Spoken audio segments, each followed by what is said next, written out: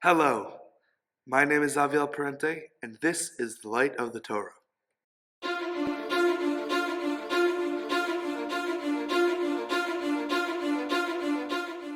In this week's Parshat, Toldot, we begin with the story of Yitzchak and Rivka not being able to have children until finally Rivka is able to conceive and she's pregnant with twins.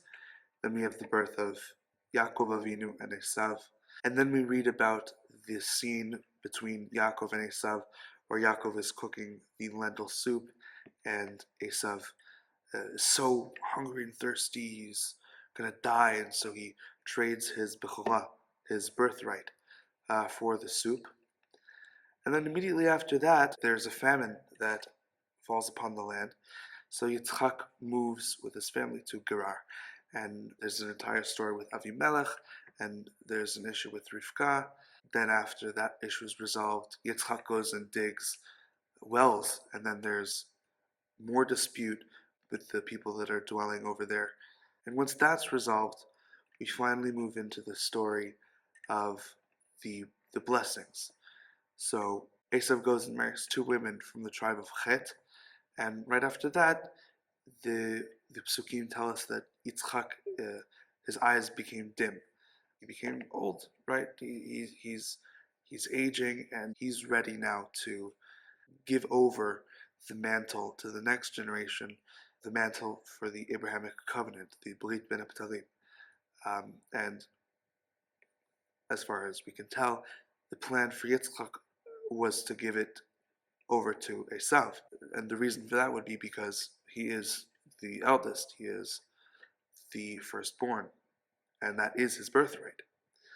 And then we have the infamous story of Yaakov Avinu going, deceiving his father for the blessing. Once he leaves, Esav walks in, and once he realizes, both of them, once Yitzchak and Esav realize that Yaakov had been deceitful, Esav becomes very, very upset. The psukim depict almost a temper tantrum, reasonably so. I mean, the blessing that was intended for him was taken from him deceitfully by his younger brother. And then we hear about Yaakov Avinu's plan to flee, to run away for his life, because Esav wants to kill him. And throughout this entire story, Rivka Imeinu is behind the scenes.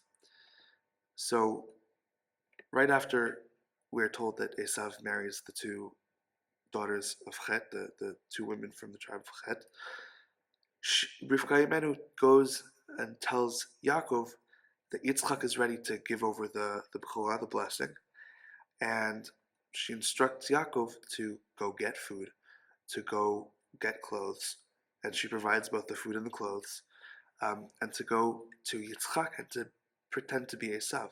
She's the one that instructs Yaakov.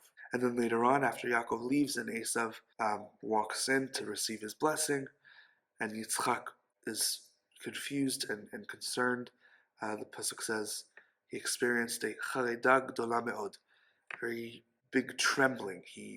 Every fiber in his body was in shock as to what happened.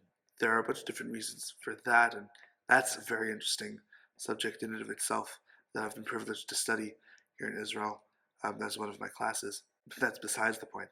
Esav, after receiving his blessing, which is basically the same blessing Yaakov was given, Yitzchak gave it to him out of pity. After he receives the blessing, the pasuk says that after Esav receives the blessing, he then tells himself that he wants to kill Yaakov. He has the intention of killing Yaakov. The term that the pasuk uses is belibo, which literally means in his heart, meaning to say that he basically said to himself, I'm going to wait until my father passes away, so that way I can kill my brother for his theft of my blessing. And then immediately after, the pasuk says that it was told to Rivka Esav's intentions, and so then she went to go get Yaakov to tell him to run away. So the obvious question is, well, if Esav said it to himself, how did Rivka find out? And I think the answer there is, maybe she wasn't necessarily told explicitly, but she's their mother. She knows them. She loves them both, despite the fact that she might not approve of Esav's actions, despite the fact that she loves Yaakov, which is explicitly stated in the beginning. Later on, it mentions almost extraneously that Esav is her son. We know that Esav is her son. It says it 2 or 3 more times at the end of the Parsha for seemingly no reason. But it's because the point needs to be made that she still cared about Esav because he is her son. And it shows her motherly instinct that she knew how Yaakov would react. She knew how Esav would react. She knew how her husband would react to the entire situation. She realized that if Yitzchak was going to give over the covenant to Esav instead of to Yaakov, then that would be essentially the wrong thing. And so she took matters into her own hands, and she changed the trajectory of history. It's unfathomable the degree to which the Jewish people would be different. We wouldn't even be called the Jewish people because Jewish comes from the word Judea. Judea comes from Judah. Judah is the son of Israel, and Israel is the same name for Jacob, Yaakov. And so if the tradition of the Messiah didn't go to Yaakov, if it went to Esav,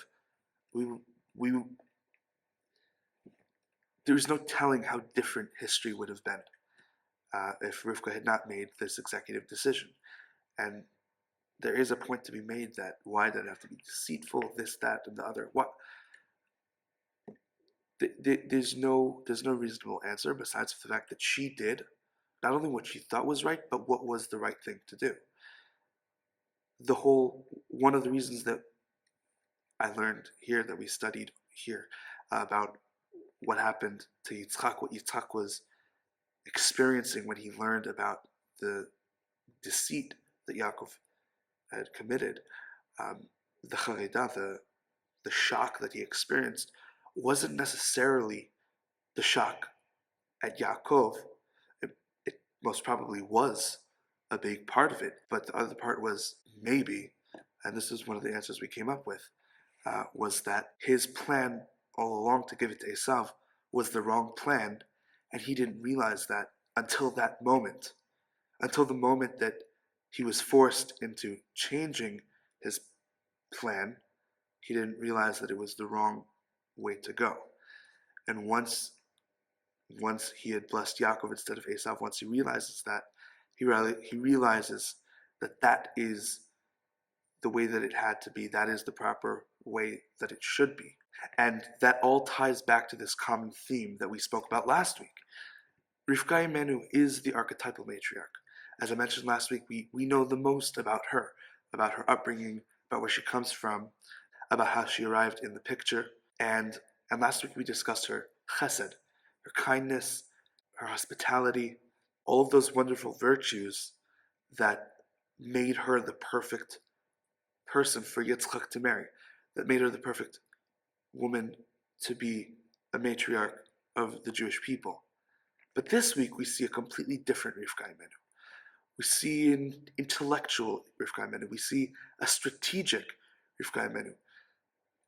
We see somebody that has a motherly instinct. We see somebody that despite the fact that she has to basically go against the man of the household, she has to go against Yitzchak's will and intentions, she knows that what she is doing is the right thing ultimately. And she knows that Esav is going to react in the way that he did, and she knows that she's going to have to send Yaakov away.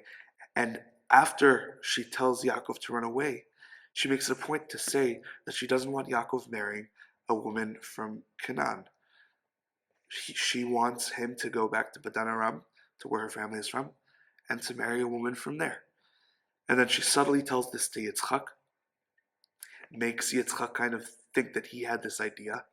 And when Yitzchak gives the final blessing, the actual Abrahamic covenant to Yaakov, he makes it a point to mention that he shouldn't marry a woman from Canaan. The way that this Parsha ends is Esav himself trying to reconcile with his parents what he had done. Obviously, part of the reason that Rivka was so against Esav being the one to carry on the torch was because he had married the women of Chet, from the tribe of Chet, and she didn't want that to be the case. She didn't want her children to marry the Canaanites or the Chittim or any of the people of the land. And so, what happens? Esav, at the end of the Parsha, he realizes that both of his parents, for that matter, didn't want the marriage. And so Esav realizes that his parents were very much against his marriage to those women.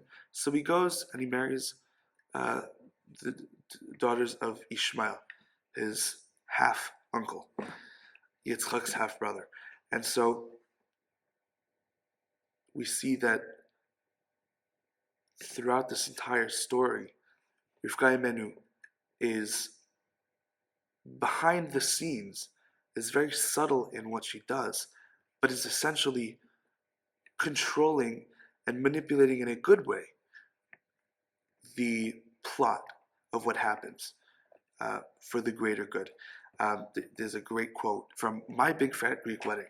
If you haven't watched the movie, highly recommended. But the quote goes as follows: "The man is the head, but the woman is the neck, and she can turn the head any way she wants." And Rivka personifies that in this week's Parsha. What's the reason that Yitzchak fell in love with her last week? Because he saw in her the proper woman. And what does that mean? Not just that she might be someone that's great at running a household, or somebody that, whatever the cultural norms of a proper wife would have been at the time. None of that. Rivka was a wife that would set things straight, and she wouldn't shy away from correcting her husband, even if it was in a very subtle way. She made sure she got that done. She does what she knows is the right thing to do. And she knew when to speak and when to keep quiet. And I think that these are all virtues that are important for all of us to learn. Rivka is, in fact, the archetypal matriarch. She is the idealistic person to look up to for all of these virtues, knowing how to be hospitable, knowing how to be kind, but meanwhile knowing how to be strategic, knowing when to speak up, when to keep quiet, knowing to think before every action, understanding people, and taking action only once you can anticipate their reaction. And these are all things that are important, not just in a mother or a wife, but in all of us. It's important for us as human beings, whatever role we play in our family unit, beyond the family unit, within society, as citizens of the world. It's important that we understand these fundamental concepts. With that, I wish everybody a Shabbat Shalom and a Chodesh Kislev Tov.